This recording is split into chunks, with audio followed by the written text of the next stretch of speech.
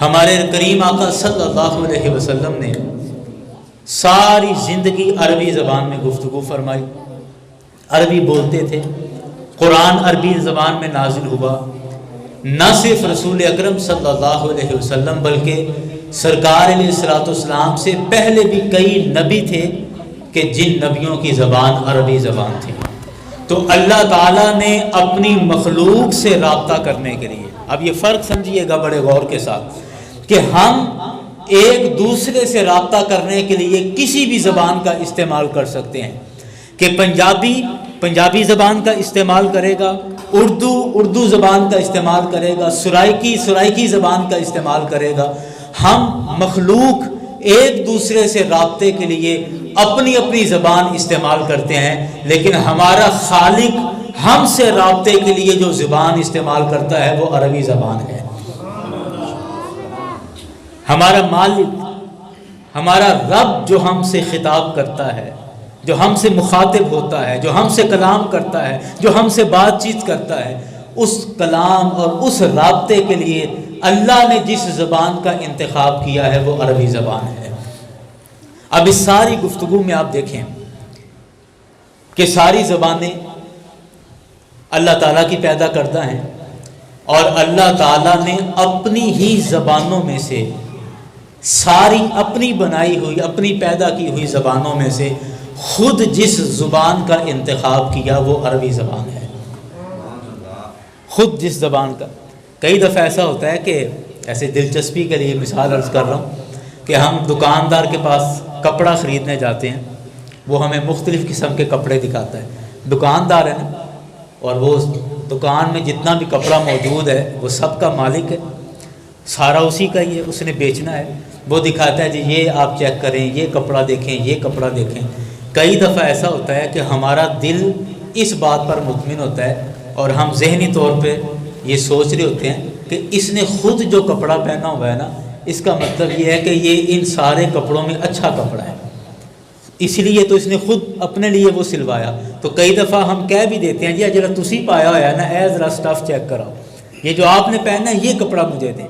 کیوں؟ کیونکہ سارے کپڑے اس کے ہیں، لیکن جو کپڑا اس نے اپنے لیے منتخب کیا، اس کا مطلب یہ ہوا کہ یہ سب میں سے اعلیٰ اور اچھی نسل کا کپڑا ہے۔ تو اللہ تبارک و تعالیٰ نے ساری زبانوں کو پیدا فرمایا، اور ساری زبانوں کی اہمیت، افادیت اپنی جگہ پر ہے، لیکن ان ساری زبانوں میں جو اللہ نے زبان منتخب کی ہے اپنی مخلوق سے رابطے کے لیے، اپنے نبی سے رابطے کے لیے، وہ عربی زبان ہے۔ عربی زبان وہ ہے کہ جس میں خود میرا رب اپنے حبیب سے کلام فرماتا ہے۔ اللہ اکبر۔ اچھا آپ ایک اور بات نوٹ کریں، ہم گھر میں اگر اپنے بچے سے بات کرنی ہو تو ہم جیسے مرضی بات کر لیتے ہیں، ہمارے اپنے بچے ہیں، غصے سے بول لو، ٹھنڈے مزاج سے بول لو، اردو میں بول لو، پنجابی میں بول لو، بعض دفعہ ہم کوئی سخت لفظ بھی بول جاتے ہیں، کہہ دیتے ہیں، بے تکلفی ہوتی ہے، ہمیں یہ ڈر نہیں ہوتا کہ بچہ کی کہے گا جی ابو کنج بول رہا ہے، ایسا تو نہیں ہوتا نا، بچہ ہے وہ ابو جیسے بھی بولے۔ لیکن جب ہم محلے میں کسی سے بات کریں گے تو تھوڑا لحاظ ہو جائے گا، زبان تھوڑی اچھی استعمال کریں گے۔ اسی طرح آپ محلے سے اور باہر نکلیں، ہمارے استاد اگر ہمیں رستے میں مل جائیں تو جو میں اپنے بیٹے کے لیے لہجہ یا زبان یا لفظ استعمال کرتا ہوں، میں کیا وہ اپنے استاد کے لیے کر سکتا ہوں؟ نہیں کر سکتا۔ اسی طرح مجھے میرے پیر و مرشد مل جائیں رستے میں تو جو میں ان سے گفتگو کروں گا اور لفظ استعمال کروں گا، کیا وہ لفظ میں اپنے بچوں کے لیے کر سکتا ہوں؟ یا بچوں کے لیے جو لفظ استعمال کرتا ہوں وہ پیر و مرشد کے لیے کر سکتا ہوں؟ آپ اسی طرح درجہ بدرجہ اوپر جاتے جائیں، جیسے جیسے درجہ بلند ہوتا جائے گا ویسے ویسے ہماری گفتگو کا معیار بھی بلند ہوتا جائے گا، ہمارے لفظوں کا معیار بہتر ہوتا جائے گا، ہمارے کلام کا معیار بہتر ہوتا جائے گا۔ تو رب کائنات نے پوری مخلوقات میں سب سے زیادہ محبت اپنے حبیب سے کی ہے، کائنات میں ساری چیزوں سے زیادہ محبت اپنے مصطفیٰ سے میرے رب نے کی ہے، اور جس سے سب سے زیادہ محبت ہوتی ہے اس کے ساتھ سب سے زیادہ اچھے لہجے میں باتیں کی جاتی ہیں، جس سے زیادہ محبت ہو اس کے لیے لفظ بھی اچھے بولے جاتے ہیں، زبان بھی اچھی بولی جاتی ہے، کلام بھی اچھا کیا جاتا ہے۔ تو رب کائنات کو سب سے زیادہ محبت اپنے حبیب کے ساتھ ہے، اور اپنے حبیب کے ساتھ بات کرنے کے لیے رب نے جس زبان کو منتخب کیا وہ بھی عربی زبان ہے۔ اللہ اکبر، اللہ اکبر۔ اب ان 3-4 جہتوں سے، 3-4 سمتوں سے آپ دیکھیں کہ ساری زبانیں اپنی جگہ پر، لیکن ساری زبانوں میں سب سے بڑھ کر اللہ نے جس زبان کو عظمت اور فضیلت عطا فرمائی ہے وہ عربی زبان ہے۔ اسی وجہ سے عربی زبان کو ام اللغات بھی کہا جاتا ہے۔ ام اللغات، اس کا مطلب یہ ہے تمام بولیوں کی ماں۔ عربی کو تمام بولیوں کی ماں بھی کہا جاتا ہے، ام اللغات ہے۔ اور میں سمجھتا ہوں کہ ہمارے لیے اتنا ہی کافی ہے کہ یہ زبان وہ زبان ہے جو ساری زندگی میرے آقا نے استعمال فرمائی ہے۔ سب سے بڑی فضیلت یہ ہے، سب سے بڑی فضیلت یہ ہے کہ یہ وہ بولی ہے، یہ وہ زبان ہے جس کو میرے کریم آقا صلی اللہ علیہ وسلم نے ساری زندگی استعمال فرمایا۔ قرآن پاک کی سورہ یوسف سے میں نے ایک آیت کریمہ تلاوت کی ہے، اور آج کی گفتگو عربی زبان کی اہمیت کے حوالے سے میں اس وجہ سے بھی عرض کر رہا ہوں کہ پوری دنیا کے اندر 18 دسمبر کو عربی زبان کا عالمی دن منایا جاتا ہے۔ پوری دنیا کے اندر 18 دسمبر کو عربی زبان کا عالمی دن منایا جاتا ہے، اور یہ زبان چونکہ قرآن کی زبان ہے، حدیث کی زبان ہے، ہمارے آقا کی زبان ہے، اور اس وجہ سے میں نے مناسب سمجھا کہ عربی کی اہمیت کے حوالے سے تھوڑی سی آپ سے بات چیت ہو جائے۔ اس حوالے سے قرآن پاک سے جو میں نے آیت کریمہ اخذ کی ہے، رب کائنات نے ارشاد فرمایا اِنَّا أَنزَلْنَاهُ قُرْآنًا عَرَبِيًّا، کہ بے شک ہم نے قرآن کو عربی زبان میں نازل فرمایا۔ قرآن کو عربی زبان میں نازل فرمایا۔ کیوں نازل فرمایا؟ وجہ کیا؟ خود قرآن کہتا ہے لعلکم تعقلون، تاکہ یہ عربی زبان تمہیں سمجھ آتی رہے۔ قرآن کو عربی میں کیوں نازل کیا؟ تاکہ تمہیں یہ سمجھ آ جائے۔ یہ بڑی گہری بات ہے۔ قرآن کو عربی زبان میں کیوں نازل کیا؟ تاکہ تمہیں یہ سمجھ آ جائے۔ اس کا مطلب کیا ہوا کہ زبانیں پیدا کرنے والے رب کے ہاں سب سے زیادہ سمجھ آنے والی زبان اور آسان زبان عربی زبان ہے۔ جس رب نے ساری زبانیں پیدا کی، اس رب کے ہاں سب سے زیادہ سمجھ آنے والی اور آسان جو زبان ہے وہ کون سی زبان ہے؟ عربی زبان ہے۔ اس لیے قرآن کے اندر کہا کہ قرآن کو ہم نے عربی زبان میں نازل کیا تاکہ لعلکم تعقلون، تاکہ تمہاری عقل میں بات بیٹھ جائے، تمہیں سمجھ آتی رہے۔ اللہ اکبر، اللہ اکبر۔ رسول اکرم صلی اللہ علیہ وسلم نے ایک موقع پر ارشاد فرمایا، اب میں یہاں پر 3 باتیں یہ عرض کروں گا کہ عربی زبان کی اہمیت کی وجہ کیا ہے۔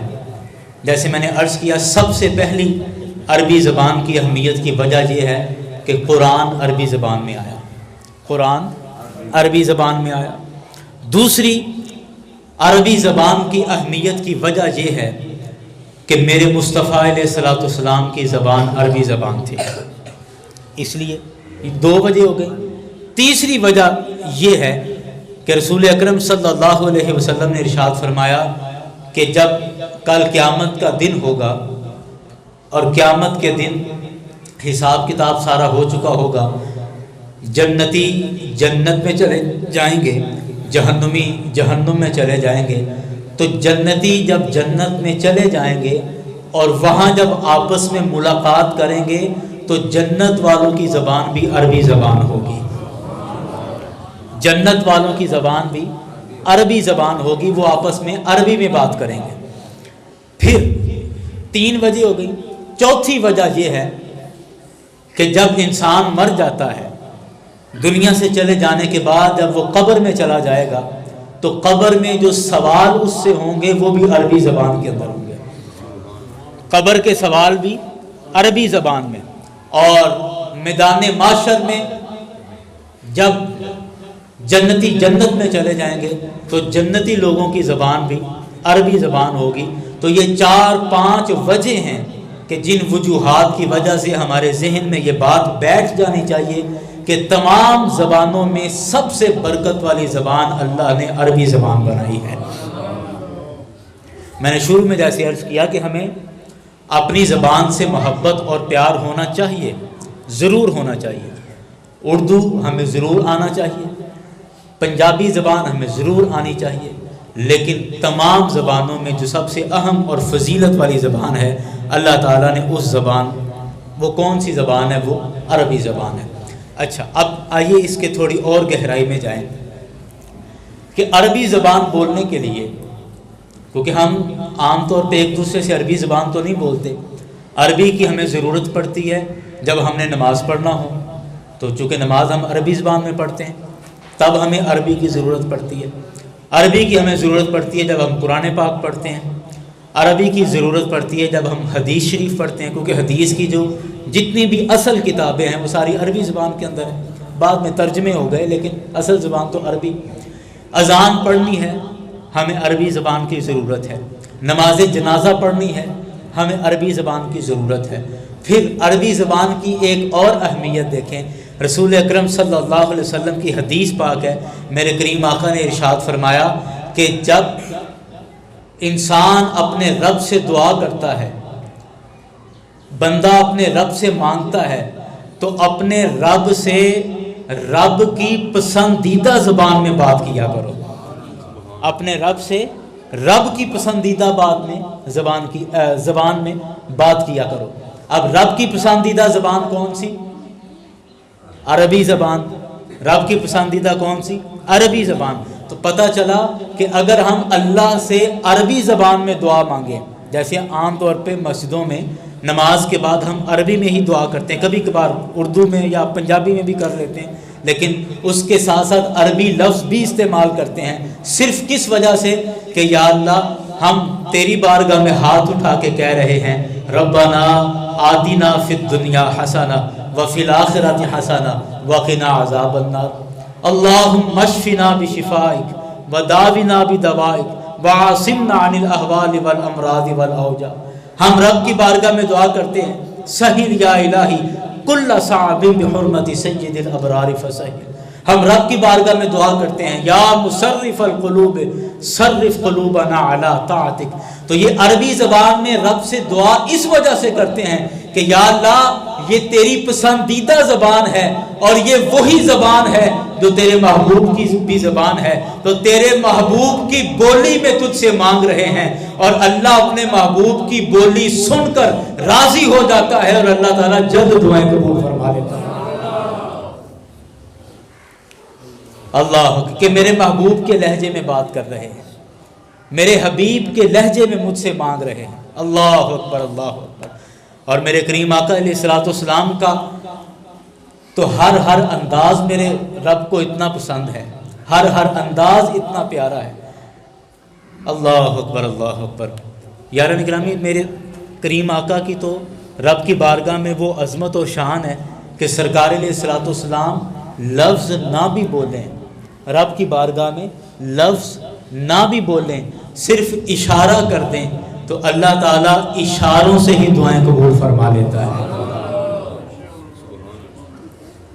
کہ میرے حبیب کی اصل میں کیا ہے، اب یہاں تو کوئی لفظ نہیں بولا، میں آپ کو قرآن پاک سے اس کی دلیل دیتا ہوں۔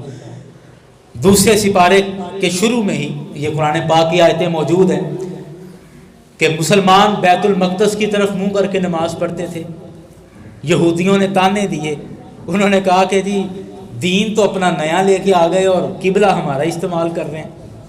یہودیوں نے کہا نا کہ دین تو اپنا نیا لے کر آ گئے، دین اسلام لے کر آ گئے، لیکن قبلہ ہمارا استعمال ہو رہا ہے۔ جب یہ تانا دیا تو رسول پاک صلی اللہ علیہ وسلم نماز کی حالت میں تھے، نماز کی حالت میں تھے۔ آج بھی مسجد قبلہ تین موجود ہے، اور جن لوگوں نے دیکھی ہے انہیں پتہ ہے، وہ دیکھ کر بھی آتے ہیں، لوگ زیارت کر کے آتے ہیں۔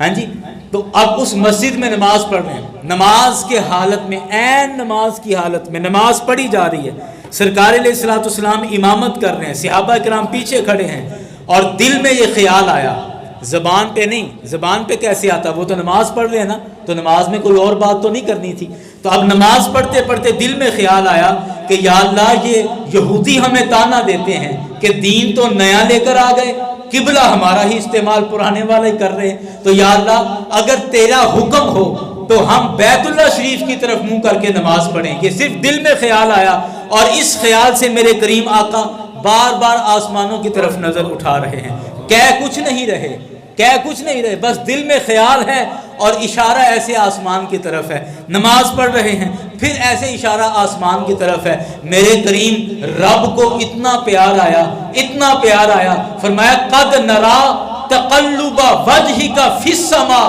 میرے مصطفیٰ کے اس انداز کو بھی اللہ نے قرآن کا حصہ بنا دیا، فرمایا اے حبیب ہم آپ کا بار بار آسمان کی طرف چہرہ اٹھنا دیکھ رہے ہیں، ہم دیکھ رہے ہیں کہ آپ بار بار کیوں آسمان کی طرف چہرہ اٹھا رہے ہیں، لہذا فَلَنُوَلِّيَنَّكَ قِبْلَةً تَرْضَاهَا، اے حبیب ان قریب جس طرف آپ چاہتے ہیں ہم آپ کے قبلے کو اسی طرف پھیرتے چلے جائیں۔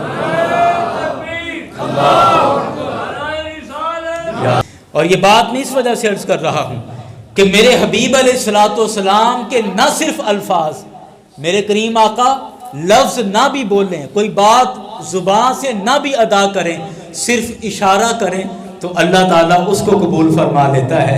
تو پتہ چلا کہ رب کی بارگاہ میں میرے حبیب کی ہر ادا قبول ہے، میرے حبیب کی ہر ادا قبول ہے، مقبول ہے، پسندیدہ ہے۔ تو جب ہم رب کی بارگاہ میں مصطفیٰ کی ادا کے ساتھ مانگیں گے، رب کی بارگاہ میں کریم آقا کی ادا کے ساتھ سوال کریں گے، تو پھر میرا خیال ہے کہ وہ سوال پھر رد نہیں ہوگا، میرا حبیب میرا خدا ہمیں نہیں دیکھے گا، وہ مصطفیٰ کی ادا کا لحاظ کرتے ہوئے ہماری دعائیں قبول فرماتا چلا۔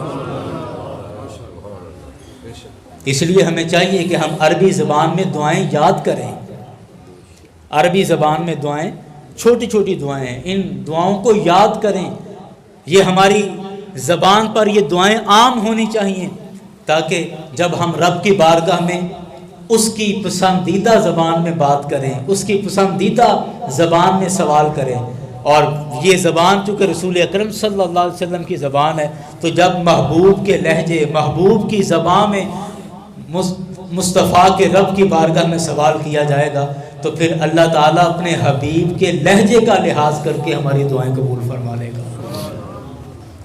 اللہ اکبر، اللہ اکبر۔ یاران گرامی، ہمارے ہاں آج کل، چلے میں اس طرف آتا ہوں، ایک بات ذہن میں آ گئی، میں عرض کر دوں کہ عربی زبان ہم، جیسے میں عرض کر رہا تھا کہ دعا کرنے کے لیے استعمال کرتے ہیں، نماز جنازہ کے لیے استعمال کرتے ہیں، نماز عید کے لیے استعمال کرتے ہیں، قرآن پڑھنے کے لیے استعمال کرتے ہیں، حدیث پڑھنے کے لیے استعمال کرتے ہیں، نماز پڑھنے کے لیے استعمال کرتے ہیں، کلمہ شریف پڑھنے کے لیے استعمال کرتے ہیں، ان جگہوں پر ہم عربی زبان کا استعمال کرتے ہیں۔ عربی زبان اتنی باریک زبان ہے کہ اس کی زیر اور زبر اور پیش اور مد اور شد، جتنی بھی اس کی باریکیاں ہیں، ان باریکیوں کو اچھی طرح سمجھنا بہت زیادہ ضروری ہے، بہت زیادہ ضروری ہے۔ میں آپ کو اس کی ایک مثال دیتا ہوں کہ اگر آپ کہیں، کئی قرآن پاک میں ایسی جگہ ہیں کہ جہاں آپ نے زبر کی پیش پڑھ دی یا زیر کی زبر پڑھ دی، تو بعض دفعہ تو صرف معنی غلط ہو جاتا ہے، بعض دفعہ صرف معنی غلط ہوتا ہے، بندہ گنہگار نہیں ہوتا۔ بعض ایسے مقامات ہیں کہ جن پر آپ نے زیر کی زبر پڑھ دی یا زبر کی زیر پڑھ دی، تو بندے، اگر وہ نماز میں پڑھی تو بندے کی نماز فاسد ہو جاتی ہے، نماز ٹوٹ جاتی ہے، اور اگر ویسے قرآن پاک تلاوت کی نیت سے پڑھ رہا ہے اور اس جگہ پہ غلط پڑھ دیا تو بندہ گنہگار ہو جاتا ہے۔ اور بعض ایسے بھی نازک مقام ہیں کہ اگر جان بوجھ کے وہاں عادتاً پڑھ دیا تو بندہ کفر تک بھی چلا جاتا ہے۔ آپ اندازہ کریں یہ اتنی باریک زبان ہے اور اس کو صحیح پڑھنا کتنا زیادہ ضروری ہے. اور یہ بات میں اس وجہ سے عرض کر رہا ہوں کہ ہم اپنے بچوں کے استاد اور ان کی پڑھائی کا بہت اچھا خیال کرتے ہیں کہ ہمارے پورے محلے میں سب سے اچھی اکیڈمی وہاں ہم اپنے بچے کو داخل کرائیں گے. ہمارے گاؤں کا جو سب سے اچھا سکول ہے ہمارے مطابق ہم اس سکول کے اندر اپنے بچے کو داخل کرائیں گے. لیکن قرآن پاک پڑھنے کے لیے جہاں جی چاہا اس کو بھیج دیا. جی یہ ہمارے ہاں ایک آنٹی پڑھاتی ہے اس کے ہاں بھیج دیا. اب کوئی پتہ نہیں وہ اس باجی کا اس آنٹی کی اپنی کوالیفیکیشن کیا ہے, اس کو خود کتنا صحیح پڑھنا آتا ہے, وہ خود قرآن کیسا پڑھتی ہے, یہ کبھی ہم نے جج نہیں کیا, اس کا کبھی ہم نے خیال نہیں کیا. یا قاری صاحب رکھ لیے گھر میں آ کے پڑھا جاتے ہیں, قاری صاحب خود کیا پڑھے ہوئے ہیں, ان کو قرآن کیسا پڑھنا آتا ہے اس کا ہمیں خیال نہیں ہے. اور یا مسجد میں بھی جیسا تیسا, بس میں یقین کریں کئی دفعہ یہ بات کہتا ہوں, ہماری مسجد کی جو صبح ناظرے میں کلاس لگتی ہے اور مغرب کے بعد بھی لگتی ہے, آپ اس کا رجسٹر اٹھا کے دیکھیں. میرا یہ تجربہ ہے, مجھے اتنے سال ہو گئے پڑھتے پڑھاتے اور یہ کلاسیں پڑھاتے کہ مجھے شاید کبھی ایسا ہوا ہو کہ کسی بچے کے باپ یا اس کا کوئی سرپرست آیا ہو ساتھ بچے کو لے کے, جی اے بچہ آج تو بعد تواڈے کول پڑھیا کرے گا, اینوں میں ایتھے داخل کرانا آیا. کوئی فکر نہیں, بچوں کے ساتھ ملا کے ایسے ہی بچے کو بھیج دیتے ہیں. اور وہ جب کوئی نئی شکل نظر آتی ہے کہتے ہیں یہ بچہ کون ہے, اجی میں فلانے محلے چوں آیا. اچھا آپ کب سے آ رہے؟ جی میں 2 دن سے آ رہا ہوں, میرے ابو نے کیا سے اتنے چلا جایا کر. بس کوئی فکر نہیں کہ ہم جا کے اس کو باقاعدہ چھوڑ کے آئیں, اس کے استاد سے بات کر کے آئیں, اس بچے نے پہلے کیا پڑھا ہوا ہے, اب اس کو کیا پڑھانا ہے, اس کی تعلیمی ذمہ داریاں کیا ہیں, کس انداز میں اس کو چلانا ہے, کیا کرنا ہے. اور بالکل کوئی فکر نہیں, بس ایسے ہی لاوارثوں کی طرح بچہ بھیج دیا. بچہ مہینہ پڑھا, 2 مہینے پڑھا, 3 مہینے پڑھا, وہ ایسے پھر رلتے رہتے ہیں. اور بعد میں 6 مہینے بعد ہمیں خیال آتا ہے جی حالت ہے نورانی سپارہ ہی پورا نہیں ہویا. پھر نورانی سپارہ کیسے پورا ہوگا؟ آپ نے خود کتنی توجہ دی اپنے بچے پہ, آپ نے خود کتنا اہتمام کیا. اور اس کے بعد جب بچہ داخل کروا دیا تھا تو اس کا پتہ کرنے کے لیے آپ کتنی دفعہ آئے ہیں, کتنی دفعہ آ کے آپ نے پوچھا ہے کہ جی یہ میرا بیٹا آپ کے پاس آ رہا ہے اور یہ آپ کے پاس کیسا چل رہا ہے, کیسا پڑھ رہا ہے, اس کو پڑھنا آ رہا ہے نہیں آ رہا. یا بچہ جب گھر چلا گیا ہے تو گھر جا کے آپ نے کتنی دفعہ بچوں سے پوچھتے ہیں کہ جی آج مسجد میں کیا سبق پڑھ کے آئے ہو, مجھے سناؤ. نہیں دھیان کرتے, نہیں توجہ کرتے, اور ایک بندے کو ذمہ دار ٹھہرا دیتے ہیں. تو جب ہم انگریزی سیکھنے کے لیے, سائنسز پڑھنے کے لیے, اسکول کی کتابوں کے لیے, اس کی تعلیم کے لیے دن رات چکر لگاتے ہیں, آج پیرنٹس میٹنگ ہے, آج فلاں چیز ہے, آج فلاں ہے, آج فلاں ہے, بہانے سے ہمارے چکر لگتے رہتے ہیں اسکولوں کے اندر, کالجز کے اندر, اکیڈمیوں کے اندر. ہم رات کو بھی جا کے ملاقاتیں کر رہے ہوتے ہیں بچوں کے استاد سے, دن کو بھی ملاقاتیں کر رہے ہوتے ہیں. تو پھر نتیجہ کیا نکلے گا؟ نتیجہ پھر جو ہمارے سامنے ہے وہی نکلے گا کہ ہمارے بچوں کو انگریزی بہت آتی ہے, ہمارے بچوں کو اور اردو بھی آ جائے گی, انگریزی بھی آ جائے گی, لیکن نہ قرآن صحیح پڑھنا آئے گا, نہ حدیث پڑھنی آئے گی, نہ نماز پڑھنا آئے گی, نہ دعا کرنا آئے گی. نتائج پھر ہمارے سامنے کہ ہم نے خود کتنی توجہ دی اپنے بچوں پر. اس لیے عربی زبان اچھا پڑھنا اور اس کے تلفظ اور اعراب اور اس کی باریک اور پر کی اور جو بھی اس کے اصول و ضوابط ہیں اس کے مطابق اپنے بچوں کو قرآن پڑھانا, خود بھی اور اپنے بچوں کو بھی قرآن پڑھانا ہمارے لیے بہت ضروری ہے. ورنہ قرآن پاک غلط پڑھتے رہیں گے. جب قرآن غلط پڑھیں گے تو وہی قرآن ہم نے نماز میں پڑھنا ہے, تو نماز میں بھی غلط پڑھا. جب نماز میں غلط پڑھا تو پھر نماز کہاں گئی؟ جنازے میں غلط پڑھا تو پھر جنازہ کہاں گیا؟ عید کی نماز میں ہم نے غلط قرآن پڑھا تو نماز کیا بنے گا ہمارا؟ کیا کبھی ہم نے یہ غور کیا؟ کیا کبھی ہم نے یہ سوچا؟ اور پھر دیکھیں نا, نماز میں تو ہم اپنے رب سے بات کر رہے ہوتے ہیں نا, کیا خیال ہے؟ بھی ایسے تو منہ اٹھا کے نہیں آ جاتے نا. اللہ تعالیٰ نے ایسے تو نہیں کہہ دیا بھی بلا وجہ یا بے مقصد کہہ دیا کہ بھی جا کے نماز پڑھایا کرو, ایسا تو نہیں. اللہ چاہتا ہے کہ میرا بندہ مجھ سے رابطے میں رہے, میرا بندہ مجھ سے رابطے میں رہے. صبح اٹھے تو سب سے پہلے مجھ سے رابطہ کرے, فجر کی نماز پڑھے, اس کے بعد اپنے کام کاج پہ نکل جائے, اور جب کام مسلسل 4 گھنٹے 5 گھنٹے کام کرے تو پھر ریسٹ کرے, تھوڑی کوئی گھنٹہ ریسٹ کرے, تو اس ریسٹ میں پھر مجھ سے رابطہ کرے, ظہر کی نماز ادا کرے. رب تو یہ چاہتا ہے کہ میرا بندہ مسلسل مجھ سے رابطے میں رہے. اور اس کے بعد پھر جب کام دھندا مکمل کر کے اپنی دہاڑی سے اپنے دن بھر کے کام سے اپنا سارا کام ختم کر کے آنے لگے تو پھر مجھ سے ایک دفعہ رابطہ کر لے، عصر کی نماز پڑھ لے، اور اس کے بعد جب گھر پہنچ جائے، گھر پہنچنے کے بعد جب وہ اب بالکل پرسکون ہو گیا ہے، گھر میں آ گیا ہے، اب اس نے کھانا کھانا ہے تو کھانا کھانے سے پہلے بھی ایک دفعہ مجھ سے رابطہ کر لے، مغرب کی نماز پڑھ لے۔ ہاں جی، مغرب کی نماز پڑھنے کے بعد اس نے کھانا کھایا، بچوں کے ساتھ گپ شپ کی اور جو چھوٹے موٹے کام تھے کر لیے، اب وہ سونے لگا ہے تو اللہ نے فرمایا کہ سونے سے پہلے پھر مجھ سے رابطہ کر لو، عشاء کی بھی نماز پڑھ لو۔ تو سارا دن نماز پڑھنا یہ تو رب سے رابطہ ہے۔ رب چاہتا ہے کہ میرا بندہ مجھ سے رابطے میں رہے، اللہ چاہتا ہے کہ یہ بندہ مسلسل مجھ سے رابطے میں رہے، اور بندے ایسے نادان ہیں کہ وہ رب سے رابطہ تو کرتے ہیں لیکن کیا کرتے ہیں، بات کیا کرتے ہیں، کسی کو کچھ سمجھ نہیں آتی، کچھ پتہ نہیں کہ رب سے کیا بات ہو رہی ہے۔ اللہ اکبر، اللہ اکبر۔ رابطے کی جو زبان ہے وہ ہمیں نہیں آتی، رابطے کے لفظ ہمیں یاد نہیں، ہمیں ان کا ترجمہ نہیں پتہ، ہمیں پتہ ہی نہیں رابطہ کر رہے ہیں، بات کیا کر رہے ہیں، رب سے کیا کہا آپ نے نماز کے اندر، آج آپ نے رب سے کیا بات کی، آج صبح اٹھے اور فجر کی نماز آپ نے پڑھی تھی تو آپ اپنے رب سے کیا گفتگو کی تھی، ہمیں نہیں پتہ۔ ظہر کی نماز میں اپنے رب سے کیا کلام کیا تھا، کیا بات ہوئی تھی، ہمیں نہیں پتہ۔ عصر میں کیا بات ہوئی تھی، عشاء میں کیا بات ہوئی تھی، ہمیں کچھ پتہ نہیں۔ باتیں کر رہے ہیں، رابطہ کر رہے ہیں، اول تو نہیں کر رہے، اگر جو کر بھی رہے ہیں انہیں پتہ ہی نہیں ہم بات کیا کر رہے ہیں۔ تو یاران گرامی، اس لیے ہمیں چاہیے کہ ہم عربی زبان کو اہتمام کے ساتھ سیکھیں، اور جیسے میں نے قرآن پاک کی آیت پڑھ کے کہا کہ اللہ نے فرمایا میں نے قرآن پاک کو عربی زبان میں نازل ہی اس وجہ سے کیا کہ یہ آسانی سے سمجھ آ جائے۔ تو قرآن کی آیت سے پتہ چلتا ہے کہ عربی زبان بڑی آسان زبان ہے، صرف تھوڑی توجہ دینے کی ضرورت ہے۔ ہمیں چاہیے کہ ہم اپنی نماز کو ترجمے کے ساتھ یاد کریں، نماز جنازہ کی دعائیں ہیں ان کا ترجمہ ہمیں آتا ہو، عید میں جو ہم نے عید کی بھی چلو وہ قرآن پاک کی آیتیں ہی ہیں وہ ان کا ہمیں ترجمہ آتا ہو، اور اس کے بعد ہم جو نماز کے بعد دعائیں کرتے ہیں ان کا ہمیں ترجمہ آتا ہو۔ ربنا آتنا فی الدنیا، کہتے جا رہے ہیں کہتے جا رہے ہیں، ربی جعلنی مقیم الصلاۃ پڑھتے جا رہے ہیں، کیا مانگ رہے ہیں آپ رب سے، نیت کیا ہے؟ اور یہی وجہ ہے کہ ہم پڑھ نماز رہے ہوتے ہیں، ہمارا دھیان دکان کے اندر ہے، پڑھتے نماز ہیں، دھیان ہمارے نوکری پر ہے، نماز پڑھ رہے ہیں، دھیان ہمارا بچوں میں، کیوں؟ وجہ کیا ہے؟ نماز میں دل نہیں لگتا، اس کی بڑی وجہ یہی ہے کہ نماز کی زبان ہمیں نہیں آتی۔ نماز کی زبان آتی ہو تو پتہ چلے نا کہ میں بات کر رہا ہوں، جب بات سمجھ آ رہی ہوگی تو پھر توجہ خود بخود ادھر ہی رہے گی، جب بات ہی نہیں سمجھ آ رہی تو پھر ظاہری بات ہے زبان سے تو ہم وہ بولتے جا رہے ہیں طوطے کی طرح، اور باقی ذہن میں تو اور چیزیں چلتی رہیں گی۔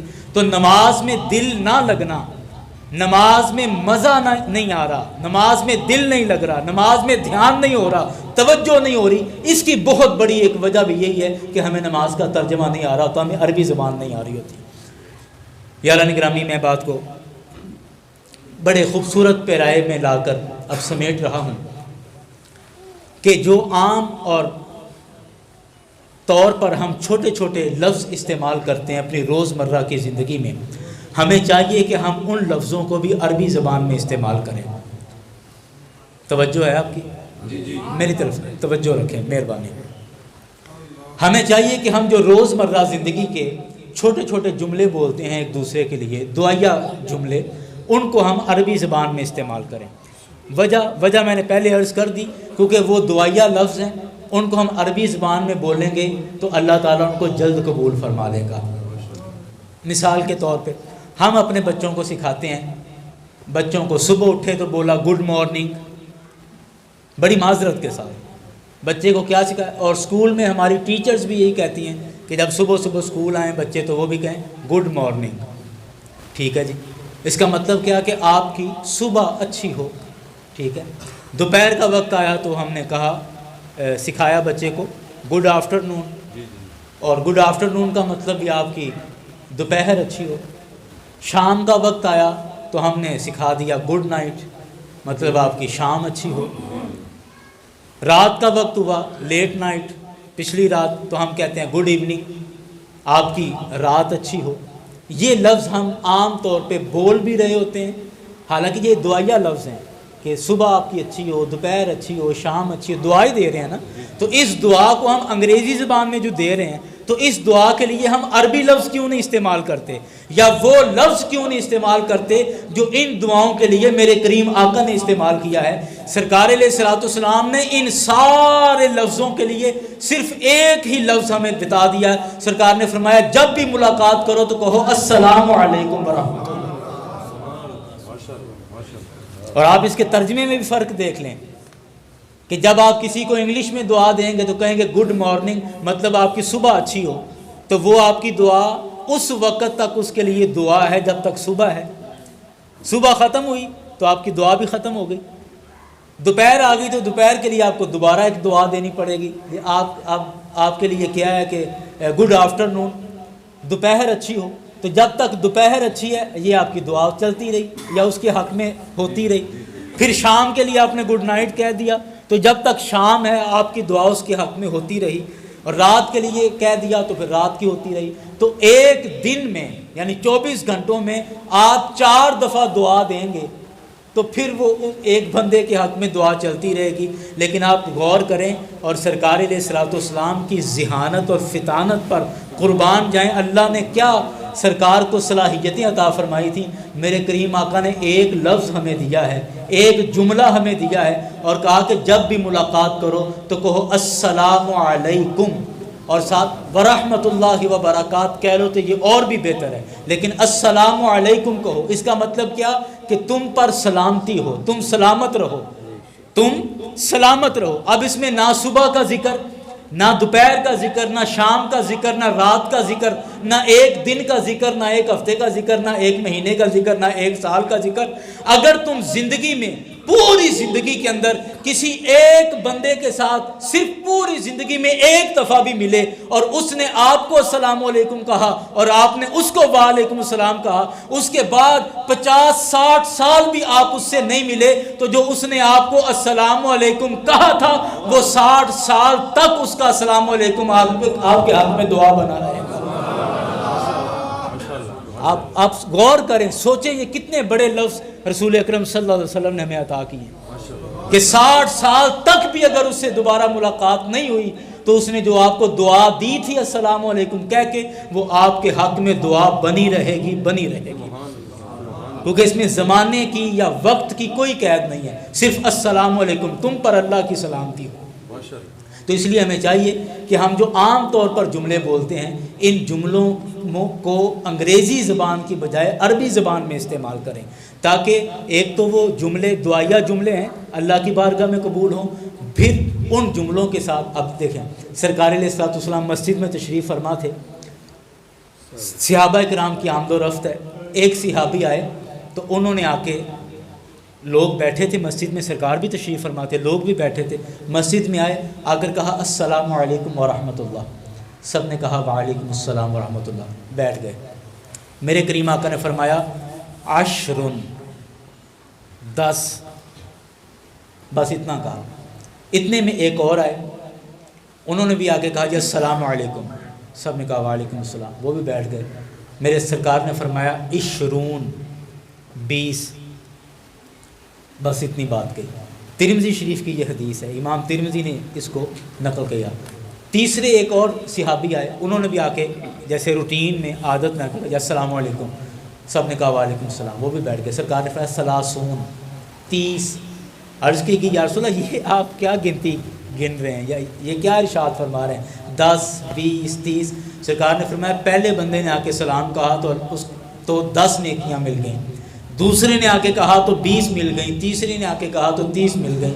مطلب کیا تھا کہ جتنے بھی لوگ آ کے سلام کرتے جائیں گے اللہ تعالیٰ ہر سلام کے بدلے 10 نیکیاں بھی عطا فرماتا چلا جائے گا۔ اب یہ 10 نیکیاں ہمیں گڈ مارننگ میں تو نہیں ملیں گی نا، یا یہ 10 نیکیاں اور کسی لفظ میں تو نہیں ملیں گی، تو اس لیے اسی طرح کے اور بھی کئی جملے ہیں۔ مثال کے طور پہ اگر آپ کسی کا شکریہ ادا کرنا چاہ رہے ہیں تو آپ، ہماری عادت بن گئی ہے، روٹین بن گئی ہے کہ ہم عادتاً کہہ دیتے ہیں جی تھینک یو، تھینکس کہہ دیا، تھینک یو کہہ دیا، تو آپ تھینک یو کہنے کی بجائے جزاک اللہ کہیں کہ اللہ آپ کو جزا عطا فرمائے، جزائے خیر عطا فرمائے۔ اب جزا سے کیا ہوگا؟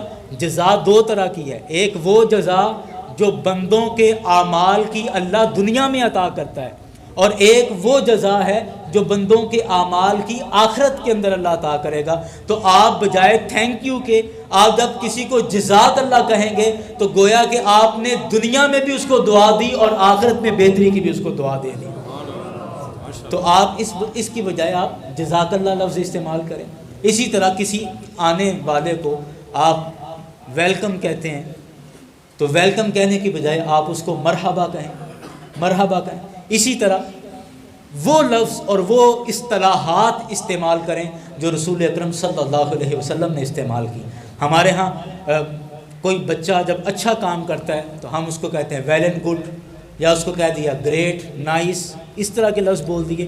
اس طرح کے لفظ بولنے کے بجائے اگر ہم ماشاء اللہ کے لفظ بولیں، ماشاء اللہ، احسن، یا آپ کہہ دیں ماشاء اللہ کے ساتھ سبحان اللہ، یہ لفظ بولیں گے تو سبحان اللہ اور یہ جو ساری اللہ کی تسبیحات ہیں، آپ اس بچے کو شاباش بھی دے گئے اور ساتھ اللہ کے ذکر اور تسبیح کرنے کی وجہ سے اللہ کی بارگاہ سے اجر و ثواب کے بھی مستحق ہو گئے۔ تو یہ ساری باتیں وہ ہیں، ان کا خلاصہ اور ایک یہی ہے کہ ہمیں چاہیے کہ ہم عربی زبان کو فروغ دیں، اور عربی زبان کو فروغ اپنے روزمرہ کی زندگی میں عربی پڑھنے کے لیے اچھی کوشش کریں، خود قرآن پاک صحیح تلفظ کے ساتھ پڑھیں، اور اپنے بچوں کو قرآن پاک کی تعلیم کے لیے اچھے استاد کا انتخاب کریں اور صحیح اس کو قرآن پاک پڑھائیں، اور اس کے بعد خود روزمرہ کے معاملات میں وہ لفظ استعمال کریں جو میرے کریم آقا استعمال کیا کرتے تھے، سبحان اللہ کے اور انشاءاللہ، ماشاءاللہ، مرحبا، یہ لفظ استعمال کریں، السلام علیکم کا لفظ استعمال کریں، اور یہ وہ الفاظ ہیں کہ جو ہمیں دنیا میں بھی برکت دیں گے اور آخرت میں بھی برکت دیں گے، اور یہ سارے دعائیہ کلمات اللہ تعالیٰ کی بارگاہ میں قبول ہو جاتے ہیں اور اللہ تعالیٰ ان کو جلد قبول فرما لیتا ہے۔ آخر میں یہ بات عرض کروں گا آج کی گفتگو کے حوالے سے ہی کہ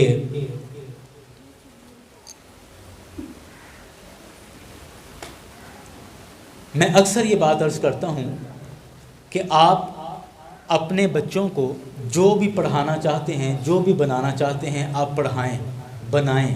بچہ ڈاکٹر بننا چاہتا ہے، بہت اچھی بات ہے، بڑی خوشی کی بات ہے۔ انجینئر بننا چاہتا ہے، بڑی اچھی اور خوشی کی بات ہے، کیونکہ ہمارے ملک اور ہماری قوم کو ڈاکٹرز کی بھی ضرورت ہے، انجینئرز کی بھی ضرورت ہے۔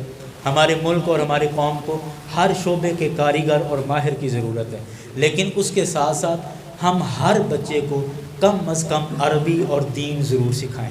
قرآن پاک کا ترجمہ ہمارے بچوں کو آنا چاہیے، ہمارے بچوں کو نماز کا اور دیگر جو ہماری عبادات ہیں ان کا ضرور پتہ ہونا چاہیے۔ اور میں اکثر یہ بات جذبات میں کہہ جاتا ہوں کہ ہم اپنے بچوں کو، اتنے سے ہمارا بچہ ہے، اس کو پوری ٹوینکل ٹوینکل لٹل سٹار وہ ساری سنا دے گا آپ کو، لیکن کبھی اس سے پوچھیں کہ مولا یصلی وسلم دائماً ابداً یہ ذرا سنا، قصیدہ بردہ شریف سنا، وہ اس کو نہیں آئے گا۔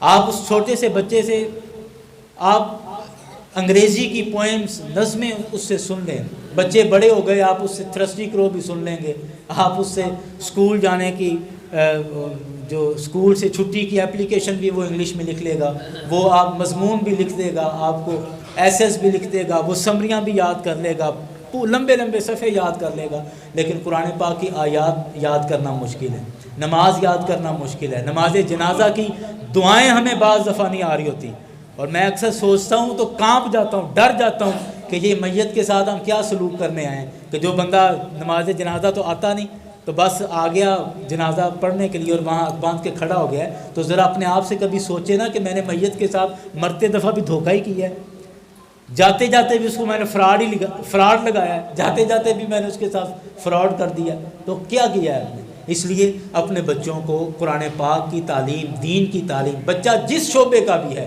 اس کو دین کی تعلیم ضرور دلوائیں۔ قرآن پاک کے ترجمہ عربی، یہ وہ ان کو چیزوں کو انہیں آنی چاہیے، اور اس کا فائدہ یہ ہوگا کہ جب ہم دنیا سے چلے جائیں گے نا، خدا جانتا ہے کہ جب ہم اپنے بچوں کی دینی تربیت کر جائیں گے، ہم دنیا سے چلے گئے تو ہمارے بعد ہمارے بچے ہمارے لیے دعائیں کرتے رہیں گے، کیونکہ ان کو دعا کرنا آتی ہوگی، وہ اصالِ ثواب ہمارے لیے کرتے رہیں گے، ہمیں اپنی دعاؤں میں یاد رکھیں گے، ہمیں پڑھا کے بھیجتے رہیں گے، اور یہ تبھی ہوگا جب ان کو خود آتا ہوگا، تو خود ہم سکھائیں گے تو ان کو آئے گا. اس وجہ سے یہ ہماری آخرت کی تیاری کے لیے، آپ امتحان اور نوکری کے لیے جو مرضی اس کو پڑھائیں، لیکن اپنی آخرت قبر اور حشر کے لیے بھی اس کو تیاری کروائیں اور اس کے لیے اپنے بچوں کو دین سکھائیں، اور وہ بہت ضروری ہے. الحمدللہ ہمارے 2 سال تقریباً مکمل ہونے کو ہیں. الحمدللہ اس جامع مسجد حضرت بابا فتح شاہ رحمۃ اللہ علیہ میں درس نظامی کی کلاسیں چل رہی ہیں، حفظ کی کلاسیں چل رہی ہیں الحمدللہ. اور پچھلا جو سرکاری رزلٹ آیا بورڈ کا، وہ الحمدللہ بڑا تسلی بخش تھا، بڑا اچھا رزلٹ تھا، اور مجھے ذاتی طور پر خوشی ہوئی. اور سب آپ احباب کے تعاون کے ساتھ مل جل کر یہ سب کام چل رہا ہے. لوگ آپ احباب تعاون کر رہے ہیں، وہ سلسلہ الحمدللہ چل رہا ہے. میں پچھلے دنوں حساب کر رہا تھا کہ اس وقت ہماری مسجد کے اندر جتنا بھی سیٹ اپ چل رہا ہے پورا، وہ آپ کلاسیں لگائیں اور وہ آپ مطلب سارا خرچہ جو پورا اس 4 دیواری کے اندر جتنا بھی خرچہ آ رہا ہے، تقریباً 80 سے 90 ہزار روپے ہر مہینے کا خرچہ آ رہا ہے. یہ میرے اندازے کے مطابق، خالد صاحب کو ڈیٹیل سے پتہ ہوگا، لیکن میرا اندازہ یہ ہے کہ 80 سے 90 ہزار روپے ہر مہینے اس 4 دیواری کا خرچہ ہو رہا ہے، جس میں مختلف چیزوں کے اخراجات جس میں شامل ہیں، کہ جس میں درس نظامی چل رہا ہے، حفظ چل رہا ہے، اور دیگر ساری چیزیں، نماز جمعہ، یہ وہ سارے بجلی کے بل، گیس کے، اور مینٹیننس، اور یہ وہ سارا چل رہا ہے اس کے اندر. اب یہ اتنی بڑی رقم، 80 سے 90 ہزار روپے، اتنی بڑی رقم آخر یہ کیسے مینیج ہوگی؟ پھر یہ تو وہ پیسہ ہے جو ہر مہینے خرچ ہونا ہے، ہر مہینے. اور اس کے علاوہ جو ہمیں تعمیرات کے لیے ضرورت پڑ جاتی ہے، چیزوں کے لیے. ابھی برآمدہ پچھلے دنوں بنا، اس کے اوپر لینٹر آ رہا ہے، پھر یہ اس کی پلستر ہوا ہے. ابھی آپ کے سامنے یہ مسجد میں یہ میرے خیال 55 ڈبے ٹائلوں کے آ گئے ہیں، اور یہ تقریباً کوئی 1.25 لاکھ کے قریب یہ خرچہ ہوا. آپ احباب نے تعاون کیا، ان کے ساتھ مل جل کے یہ سارا جتنے پیسے جمع ہوئے تھے وہ ہم نے ٹائلیں منگوا لی، اچھرے سے لے کر آ گئے. ابھی یہ باہر کا برآمدہ اور باہر کا سارا سیم، اس پہ ٹائل وغیرہ لگے گی. اور جو کاریگر نے ایک اندازہ لگا کے بتایا ہے، اس کے مطابق یہ 200 ڈبہ ہمیں چاہیے، اور ابھی یہ 55 ڈبے آئے ہیں، یعنی 145 ڈبے ابھی مزید چاہیے ٹائلوں کے. اور 145 ڈبے تقریباً 3,62,000 روپے کے بنیں گے، یعنی 2,500 روپے کا ایک ڈبہ ہے. تو میں آپ تمام احباب سے گزارش کروں گا، آپ اپنی ذمہ داری سمجھتے ہوئے مسجد کے ساتھ تعاون کریں، اور تاکہ یہ کام جلد از جلد پایا تکمیل تک پہنچ جائے. یہ ٹائل شائل لگ جائے گی، یہاں سے سیڑھی اوپر جائے گی برآمدے کے اندر سے، تو پھر مسجد کے اوپر کی ساری چھت جو ہے وہ کلاسوں میں پڑھائی کے لیے، تعلیم کے لیے قابل استعمال ہو جائے گی. تو آپ اس حوالے سے تعاون کریں. اور 3,62,000 روپے کی مالیت ویسے چاہیے، لیکن ایک ڈبہ 2,500 روپے کا ٹائل کا ہے، تو ہمیں 145 ڈبے چاہیے. تو آپ بھلے ایک ڈبے کا اعلان کریں یا جس طرح بھی کریں، میں آپ سے کبھی زبردستی یا فورس کر کے، انسسٹ کر کے آپ سے نہیں مانگتا، لیکن مجھے لگ رہا ہے کہ اب میرا حق ہے کہ میں آپ سے زبردستی کہوں کہ آپ ضرور تعاون کریں. تو آپ اپنے جزاک اللہ جی. یہ 5,000 روپے صاحب نے دیے، اللہ تعالیٰ ان کو جزائے خیر عطا فرمائے. اور یہ یعقوب صاحب آپ نے، ہاں جی، یہ یعقوب صاحب نے پیسے دیے ہیں، اللہ تعالیٰ ان کو جزائے خیر دے. محبوب صاحب ہیں. اور کل سید حبیب احمد انصاری صاحب اپنے ماشاءاللہ مسجد کے نمازی ہیں، یہ انہوں نے 40,000 روپے مجھے دیا تھا، اور مسجد میں انہوں نے جمع کروایا تھا ٹائلوں کے لیے. تو بیمار ہیں وہ، مسجد میں آئے نہیں. شاباش بیٹے. تو یہ 40,000 روپے سیٹھ حبیب صاحب کا بھی ہے. اور یہ منشی حاجی غلام